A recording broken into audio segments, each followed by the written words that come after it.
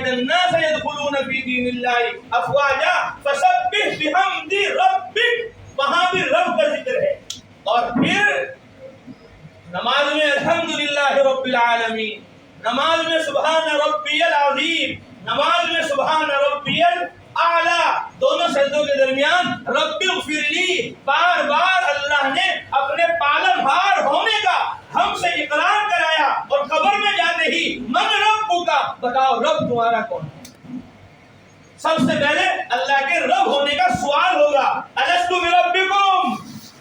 وہاں ہدایات میں سب سے پہلے اللہ نے اپنے رب ہونے کا سب سے اقرار کروایا. ہدایات میں جو بات ہے کارگزاری میں وہی بات ہوگی، کارگزاری میں وہی بات ہوگی جس کام کو کرنے کو کہا گیا تھا. اب اسی کام کے بارے میں پوچھا جائے گا. آج ہم کہہ رہے ہیں میری بیوی ہے، آج ہم کہہ رہے ہیں میرے بچے ہیں، آج ہم کہہ رہے ہیں میری دکان ہے، آج ہم کہہ رہے ہیں میرا کارخانہ ہے، آج ہم کہہ رہے ہیں میری فیکٹری ہے، آج ہم کہہ رہے ہیں ہماری دنیا کی مجبوری ہے. اس لیے ہم دین کو وقت نہیں دے سکتے، اس لیے ہم دعوت کو وقت نہیں دے سکتے، اس لیے ہم مسجد کو 24 گھنٹے آباد نہیں کر سکتے کہ ہماری بیوی ہے، بچے ہیں، دنیا بھر کے کام اور مشغلے ہیں. یاد رکھو یہ سارے مشغلے ہماری حاجتیں ہیں، ہماری ضرورتیں ہیں. یہ ہمارا مقصد نہیں ہے، یہ غفلت ہے ہماری کہ ہم نے اس دنیا کو اور ان کے اسباب اور چیزوں کو مقصد سمجھ لیا. اس لیے ہم دین سے دور ہو گئے، اس لیے ہم دعوت سے دور ہو گئے، اس لیے ہم اللہ کے راستے کی نقل و حرکت چلت پھرت سے دور ہو گئے. یہ ہماری ضرورتیں ہیں، مقصد نہیں. ابھی کسی کو بھیجا جائے گا باہر کہ بھائی جاؤ چینی لے کر آؤ. جب وہ آئے گا تو اس سے کیا پوچھیں گے؟ دال لے کر آ گئے جی، کیا پوچھیں گے؟ کسی کو بھیجا جاؤ دودھ لے کر آؤ، جب وہ آئے گا کیا پوچھیں گے؟ آوے تیل لے آئے، کیا پوچھیں گے؟ جس چیز کے بارے میں بھیجا جائے گا اسی کے بارے میں سوال ہوگا.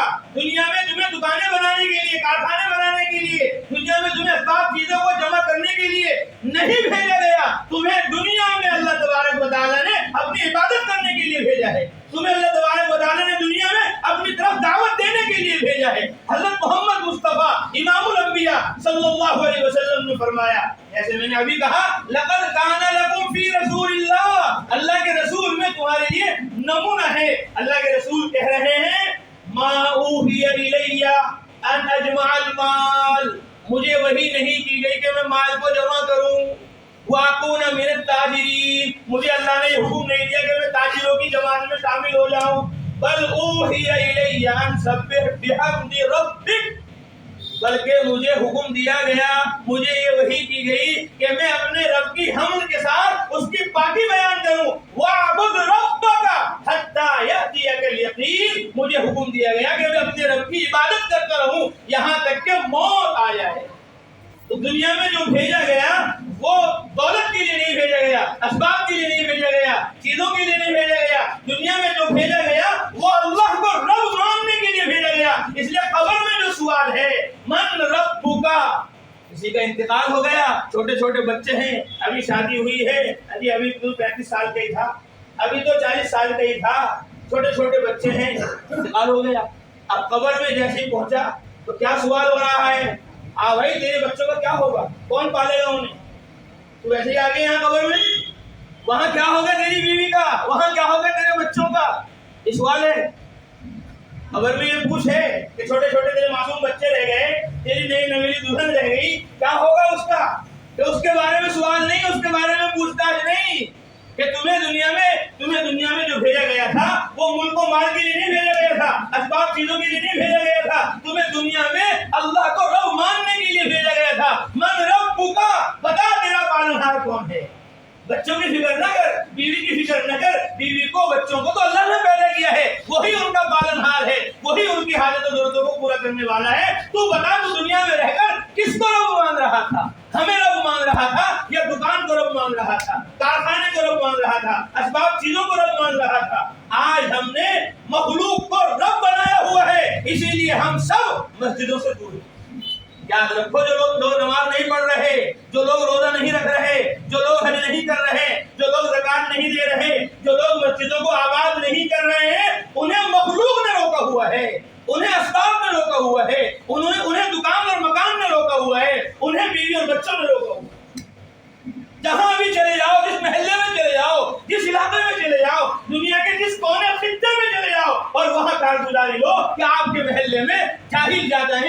زیادہ ہیں؟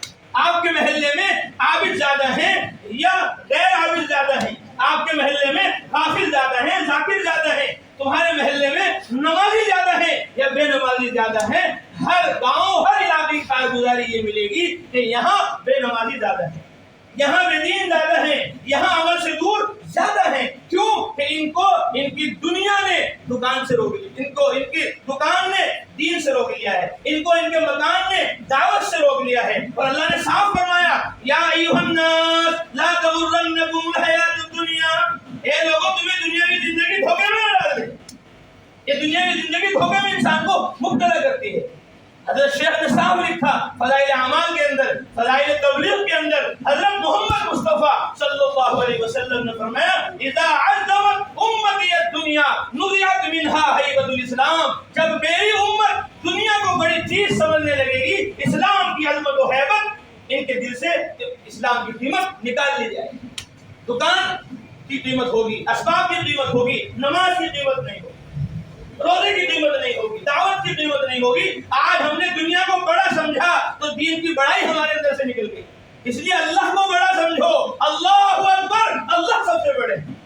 یہ اذان پہلی اللہ کی بڑائی اور کبریائی پیدا ہوتے ہی دائیں کان میں اذان بائیں کان میں تکبیر کہہ کر ہمیں اللہ کی طرف متوجہ کیا گیا۔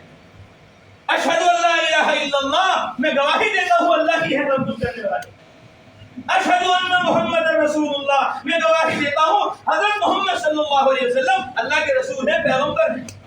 اللہ کامیاب کریں گے رسول اللہ کے طریقے پر کریں گے۔ حی علی الصلاۃ، اور رسول اللہ کے طریقوں میں سب سے افضل اعلیٰ طریقہ وہ نماز ہے، نماز کے لیے آؤ۔ حی علی الفلاح، اور یاد رکھو یہ توحید، یہ رسالت اور یہ نماز اور یہ مسجد، یہ عبادت گاہ، یہی تمہاری کامیابی ہے۔ حی علی الفلاح، مسجد میں آؤ۔ کامیابی مسجد سے ملے گی، دکان سے نہیں ملے گی، کارخانے سے نہیں ملے گی، فیکٹری سے نہیں ملے گی، اسباب چیزوں سے نہیں ملے گی۔ تو آج کامیابیوں کا یقین مخلوق سے جڑا ہوا ہے، اس لیے دکانیں بھری ہوئی ہیں، کارخانے بھرے ہوئے ہیں، فیکٹریاں بھری ہوئی ہیں، کھیت و کھلیان آباد ہیں، اور مسجدیں مرثیہ خواہیں کے نمازی نہ رہے۔ اس لیے فرمایا اللہ تعالیٰ نے سب سے پہلے نبیوں کو، رسولوں کو، پیغمبروں کو اپنا تعارف کرایا، اپنی پہچان کرائی۔ فرمایا انی انا ربک، موسیٰ میں تیرا رب ہوں، فاخلع علیک، اپنے جوتوں کو نکال دو، انک بالوادی المقدس طویٰ، آپ مقدس گھاٹی کے اندر موجود ہیں۔ اور پھر اللہ تعالیٰ نے فرمایا انا اخترتک، موسیٰ میں نے تمہیں چن لیا، تمہیں چھانٹ لیا، تمہیں منتخب کر لیا۔ فاستمع لما یوحیٰ، غور سے سنو جو ہم تمہیں وحی کر رہے ہیں۔ اننی انا اللہ، میں ہی اللہ ہوں، میرے سوا کوئی معبود نہیں۔ فاعبدنی، میری عبادت کرو۔ واقم الصلاۃ لذکری، اور میری یاد کے لیے نماز کو قائم کرو۔ اللہ نے اپنا تعارف کرایا، اپنی پہچان کرائی، اور پھر فرمایا اذهب الى فرعون انه طغى، جاؤ فرعون کے پاس، وہ سرکش ہو گیا۔ اپنا تعارف کرا کر اب اپنی طرف دعوت دینے کے لیے حضرت موسیٰ علیہ السلام کو اللہ بھیج رہے ہیں۔ اور یہاں ہمارے نبی حضرت محمد مصطفیٰ صلی اللہ علیہ وسلم کو اللہ فرما رہا ہے اقرأ باسم ربک الذی خلق، پڑھو اپنے رب کا نام لے کر جس نے سب کو پیدا کیا۔ 5 آیتیں نازل ہوئی، اللہ نے اپنا تعارف کرایا، پھر 1 سال تک کوئی وحی نہیں آئی۔ 1 سال کے بعد وحی آئی، یا ایھا المدثر، ایک چادر اوڑھنے والے نبی رسول پیغمبر کھڑے ہو جائیے، فانذر، لوگوں کو ڈرائیے، لوگوں کو سمجھائیے، لوگوں کو خبردار کیجیے، ایمان کا عمل کا نفع سمجھائیے، وربک فکبر، اور اپنے رب کی بڑائی بیان کیجیے، اپنے رب کی کبریائی بیان کیجیے۔ تو حضرت محمد مصطفیٰ صلی اللہ علیہ وسلم کو اللہ نے قرآن دے کر، کتاب دے کر، نبوت اور رسالت دے کر سب سے پہلے جو حکم دیا یا ایھا الرسول بلغ، اے رسول تبلیغ کرو۔ فرمایا اقرأ باسم ربک الذی خلق ادع الی سبیل ربک بالحکمہ۔ اب تعارف کے بعد حکم دیا گیا اپنے رب کے راستے کی طرف حکمت سے دعوت دو۔ یا ایھا الرسول بلغ، اے رسول تبلیغ کرو ما انزل الیک من ربک۔ اس نے کہا لقد کان لکم فی رسول اللہ اسوۃ حسنہ، اللہ کے رسول میں تمہارے لیے نمونہ ہے۔ سارے مسلمانوں کو، ایمان والوں کو سب سے پہلے وہ کام انجام دینا ہے جو حضرت محمد مصطفیٰ صلی اللہ علیہ وسلم نے مکہ المکرمہ انجام دیا. وہ کام تھا دعوت کا، وہ کام تھا تبلیغ کا، وہ کام تھا اللہ کے تعارف، اللہ کی پہچان کرانے کا. ابو بکر صدیق رضی اللہ تعالیٰ آج اسلام میں آئے، آج ایمان میں داخل ہوئے اور 2 دن میں 9 آدمیوں کو اسلام میں لے کر آئے. وہاں جو بھی کلمہ پڑھتا تھا، جو بھی ایمان لاتا تھا، جو بھی مسلمان ہوتا تھا، فوراً دعوت کے کام کو کرنا شروع کر دیتا تھا، فوراً تبلیغ کا کام شروع کر دیتا تھا، فوراً اللہ کی طرف لوگوں کو بلانے میں لگ جاتا تھا. حضرت مولانا سعید خان صاحب نور اللہ مرقدہ فرماتے تھے حضرت ابو بکر صدیق رضی اللہ تعالیٰ نے حضرت محمد صلی اللہ علیہ وسلم سے یہ نہیں کہا اسلام لاتے ہی کہ جی میرا کام کیا ہے. آپ نے یہ نہیں فرمایا کہ جو کام میرا ہے وہ کام تمہارا ہے، بلکہ حضرت ابو بکر صدیق رضی اللہ تعالیٰ کلمہ پڑھتے ہی، مسلمان ہوتے ہی آپ کی نبوت رسالت آخری نبی ہونے کی برکت سے خود بخود سمجھ گئے کہ میرا کام وہی ہے جو حضرت محمد صلی اللہ علیہ وسلم ہے. یہ تو ابو بکر تھے، ذہین تھے، سمجھدار تھے، ہوشیار تھے. صحابہ فرماتے کانا عالمنا، ابو بکر ہم میں سب سے بڑے عالم تھے. وہ عرب کے انساب کو، نسب کو بھی جانتے تھے، کون کس قبیلے کا ہے، کس خاندان کا ہے، نسب کے ماہر تھے، لکھنا پڑھنا جانتے تھے. ایک آدمی دیہاتی گاؤں والا جا رہا ہے جنگل میں، اللہ کے نبی نے فرمایا یا اعرابی هل لك تريد هل لك من خیر اين تريد. ایک روایت میں فرمایا گاؤں والے کہاں جا رہا ہے؟ اس نے کہا الی اہلی، اپنے گھر والوں کے پاس جا رہا. آپ نے فرمایا هل لك من خیر، خیر کی بات سنو گے؟ فرمایا جی سنائیے. فرمایا گواہی دو اللہ کے سوا کوئی معبود نہیں اور میں محمد صلی اللہ علیہ وسلم اللہ کے رسول. فرمایا هل لك من شاہد، اجی کوئی گواہ ہے آپ کے نبی ہونے کا، اللہ کے ایک ہونے کا؟ ایک درخت کنارے کھڑا ہوا تھا وادی کے، آپ نے اس کو بلایا. روایت میں تخط الارض خدا، وہ درخت، وہ پیڑ اپنی جگہ سے خندقیں کھودتا ہوا، زمینوں کو چیرتا ہوا حضرت محمد مصطفیٰ صلی اللہ علیہ وسلم کے سامنے آ کر کھڑا ہو گیا. اور کھڑا ہوتے ہی آپ نے فرمایا گواہی طلب کی. درخت نے، پیڑ نے 3 دفعہ کہا کہ اللہ کے سوا کوئی معبود نہیں اور محمد صلی اللہ علیہ وسلم آپ اللہ کے رسول ہیں. جیسے دیہاتی نے درخت کا یہ شہادت سنی، فوراً کلمہ پڑھ لیا اور مسلمان ہو گیا. اور مسلمان ہوتے ہی اس نے کہا حضرت میں پہلے گھر جا رہا تھا اس لیے جا رہا تھا، اب میرے جانے کا مقصد یہ ہے کہ میں اپنے گھر والوں کو بھی ایمان کی دعوت دوں گا، اپنے گھر والوں کو بھی عمل کی دعوت دوں گا، اپنے گھر والوں کو بھی آپ کے پاس لے کر آؤں گا. آپ نے نہیں کہا ان کو لے کر آنا، اس نے کہا انا آتی کا بہم، میں اپنے سارے گھر والوں کو آپ کے پاس لے کر آؤں گا. اگر وہ آ گئے تو آ گئے، اگر وہ نہ آئے میں ان سب کو چھوڑ کر تنہا آپ کی خدمت میں آ جاؤں. حضرت مولانا یوسف صاحب جنہوں نے حیات الصحابہ میں یہ واقعہ تفصیل سے لکھا، ارشاد فرمایا کہ دعوت میں، تبلیغ میں اتنی طاقت ہے، اتنی قوت ہے کہ مدعو اپنا سب کچھ چھوڑ کر اسلام کی طرف آ جاتا ہے، مسلمانوں کی طرف آ جاتا ہے. دعوت میں اتنا اثر ہے. فرماتے ہیں یہ دعوت دائی کے اندر سے نکلی اور مدعو کے کانوں میں پہنچی، اس پر اتنا اثر ہوا وہ اپنا سب کچھ قربان کر کر تمہارا ہو گیا. جب دعوت کا اثر مدعو پر اتنا ہے تو خود دائی پر دعوت کا کتنا اثر ہوگا.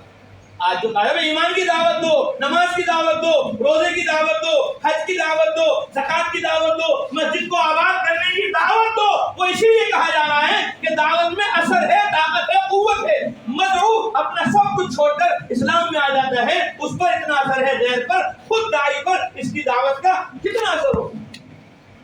تو اس نے خود کہا کہ میں لے کر آؤں گا. یہ تو انسان تھے، جنات. حضرت محمد مصطفیٰ صلی اللہ علیہ وسلم پیدل بنفس نفیس مکہ المکرمہ سے طائف تشریف لے گئے. یہ پہلا واقعہ ہے ہمارے فضائل اعمال کا، ہماری تبلیغ کا، ہماری راہ خدا کی نقل و حرکت فیض کا، جس میں ہمیں تبلیغ کے سارے اصول ملتے ہیں. حضرت محمد مصطفیٰ صلی اللہ علیہ وسلم پیدل مکے سے، بعض قول علماء کا یہ ہے 95 کلومیٹر طائف، اور ابھی میں نے پڑھا 79 کلومیٹر طائف مکہ المکرمہ سے پیدل آپ صلی اللہ علیہ وسلم تشریف لے گئے. اللہ چاہتے تو براق نازل کر دیتے، اللہ چاہتے آنے واحد میں آپ کو مکہ سے طائف پہنچا دیتے. لیکن براق نازل نہیں ہوا، گھوڑا نازل نہیں ہوا، سواری آپ کو نہیں عطا کی گئی. آپ صلی اللہ علیہ وسلم پیدل گئے مکہ سے طائف تاکہ گنگو والوں کو پتہ چل جائے، حلقہ دین والوں کو پتہ چل جائے، ساری دنیا کے مسلمانوں کو پتہ چل جائے کہ تبلیغ میں تکلیف ضروری ہے.